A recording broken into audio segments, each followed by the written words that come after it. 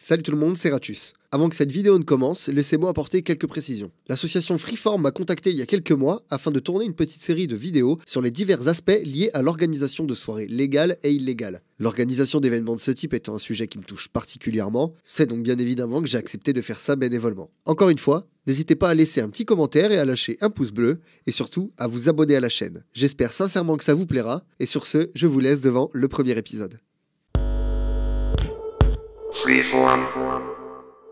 Salut tout le monde, moi c'est Ratus. Si je suis là aujourd'hui, c'est pour relayer un message de la part de Freeform à tous les potos qui organisent des teufs dans la France entière. Organiser une teuf, c'est pas simplement poser du son et savoir mixer, c'est aussi accueillir des gens qui, peut-être, prendront des risques. Alcool, sexe, drogue, c'est certes du plaisir, mais c'est aussi se mettre en danger. Pour que votre soirée se passe du mieux possible, il faut, entre autres, faire de la RDR. Pour un orga de teuf, c'est quoi faire de la RDR? La RDR, pour réduction des risques en milieu festif, c'est une stratégie qui consiste à informer notre public sur les risques qu'ils prennent avec la consommation d'alcool, de drogue et de sexe et les réduire au maximum. Cette démarche est basée sur un constat. Que ça plaise ou non, que ce soit légal ou pas, les gens prennent des risques en faisant la fête. La RDR, c'est l'information plutôt que la répression. C'est donner des outils aux usagers pour qu'ils puissent faire ce qu'ils ont à faire et ce, de la manière la plus safe possible. Initiée et portée par le mouvement techno, la RDR est reconnue comme une politique de santé publique officielle, soutenue par le ministère de la Santé depuis le début des années 2000. Ok, mais comment est-ce que je peux m'engager dans une démarche de réduction des risques? Lorsque vous organisez une fête, deux choix s'offrent à vous. Soit vous allez vous-même prendre en charge la RDR dans votre soirée, soit vous allez faire appel à un organisme spécialisé qui viendra donc installer un dispositif. Si vous choisissez de le faire vous-même, il y a un certain nombre de choses à connaître, et le mieux c'est de se former auprès d'associations de RDR pour justement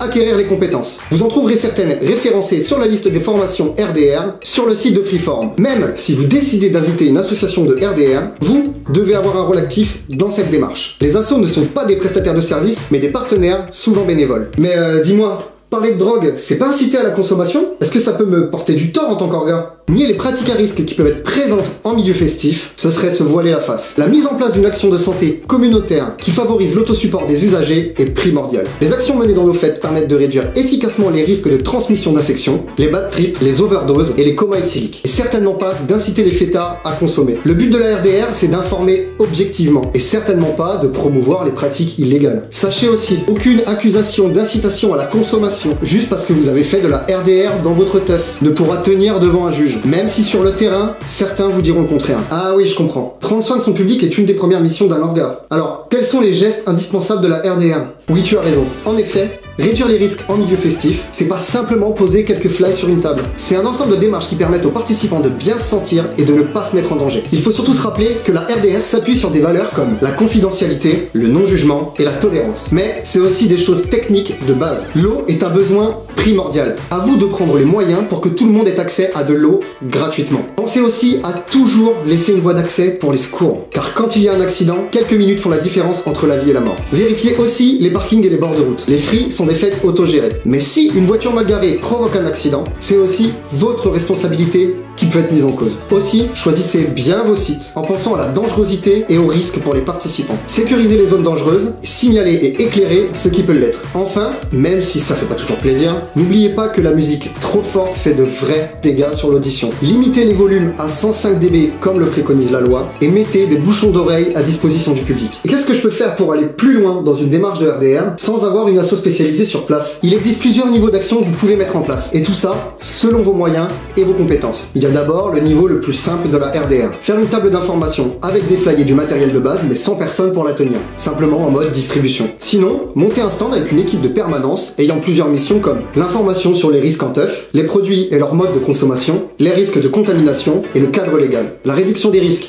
par la mise à disposition et l'accompagnement de matériel et de documents. L'assistance aux personnes avec la réassurance, l'écoute active, les relations d'aide, l'information et l'orientation vers d'autres dispositifs comme les assos communautaires ou Carud. Pour monter un stand, vous avez besoin d'une table et d'un espace éclairé, de matériel pouvant être récupéré auprès de structures de RDR et de personnes un minimum formées. Sinon, vous pouvez aussi installer un chill out ou sleep in qui est en soi une alternative à la reconsommation de produits. Et Comment est-ce qu'on peut se procurer du matos de RDR? Vous pouvez trouver du matos de RDR auprès de certaines structures type Carud ou via certaines assos RDR que vous pouvez retrouver sur la carte interactive sur le site Freeform. Ils vous fourniront gratuitement du matériel adapté aux pratiques à risque telles que outils liés à la consommation, boule à paille, sérum physiologique, papier d'aluminium, kit sniff, kit d'injection, kit base, des outils liés aux pratiques sexuelles, préservatifs féminins et masculins ou lubrifiants, des outils liés à la prise d'alcool, éthylotest, réglette d'alcool, éthylomètre, des outils liés au risque auditif, bouchons d'oreille, casque et des outils informatifs, brochures, flyers, communication écrite, carte de visite. Mais dis-moi, pourquoi est-ce que c'est important de faire appel à une asso de RDR? Lorsque vous ne vous sentez pas compétent pour assurer la RDR vous-même ou que vous voulez offrir à votre public une information plus poussée,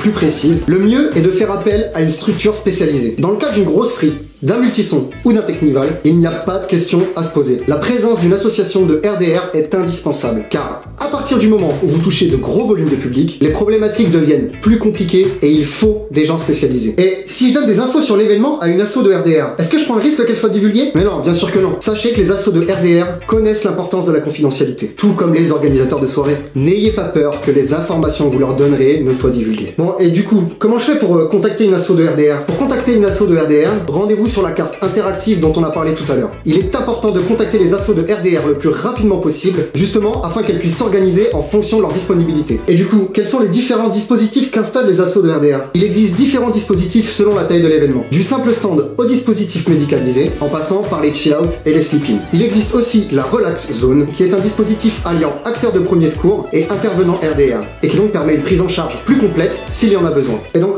comment bien accueillir et travailler avec une asso de RDR? Pour que l'intervention se passe le mieux possible, il faut faire le point avec eux sur leurs besoins, comme par exemple sur l'électricité, la lumière, les tables, etc. Pensez également aux moyens de communication entre vous et eux durant l'événement. Le mieux, c'est de faire une réunion avec eux en amont, et de votre côté, désigner un responsable RDR pour faire le lien. Aussi, n'hésitez pas à proposer un défraiement pour les aider à financer leur intervention. Quand les assos de RDR sont présentes sur vos teufs, profitez-en pour vous informer, apprendre et échanger avec eux. Être en contact et s'intéresser à leur méthode vous permettra par la suite de mieux assurer les missions de RDR lorsqu'ils ne seront pas là. D'accord. Et concrètement, s'il y a un problème grave, un blessé ou une personne qui se sent vraiment mal, qu'est-ce que je fais? Qu'est-ce que je risque? Si un problème survient, vous devez réagir rapidement. Si une asso de RDR est présente, faites le point avec eux. Ils jugeront s'ils peuvent prendre en charge la personne ou s'il faut appeler les secours. Si vous êtes seul et que ça semble sérieux, prévenez directement les secours. Le 18 pour le pompier, le 15 pour le SAMU ou le 112 pour le numéro européen. Si vous ne le faites pas, votre responsabilité peut être engagée et vous risquez de gros ennuis. Dans la plupart des cas, et sauf si vous êtes directement responsable de l'accident, les gendarmes et le juge se baseront sur la façon dont vous avez réagi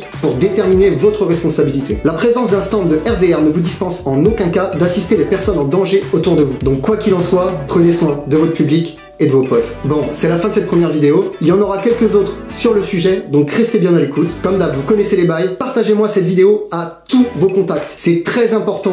Il faut que le message circule. Et puis encore une fois, le petit like, ça fait toujours plaisir. Quant à moi, à titre personnel, je remercie l'équipe de Freeform d'avoir pensé à moi pour participer à ce super projet. Sur ce, on vous donne rendez-vous très bientôt. C'était Ratus. Ciao!